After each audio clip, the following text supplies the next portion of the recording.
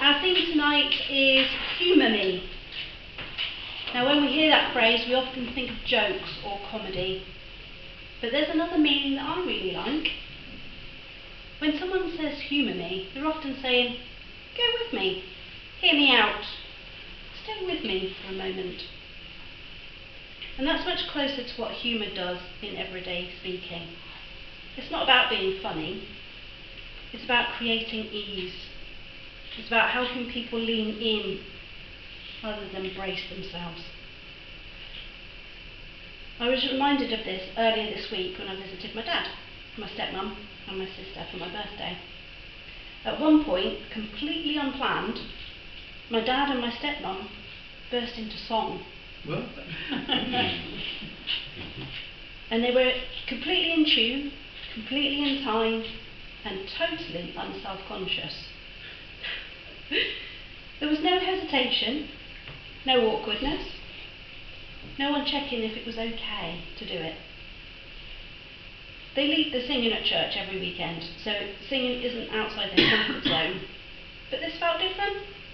It felt spontaneous, shared, and strangely joyful. My daughter described it as cute. My son hasn't even mentioned it, so that probably means it wasn't even registering as odd. But what struck me most was this. There was no ridicule, no performance anxiety, and no need for approval.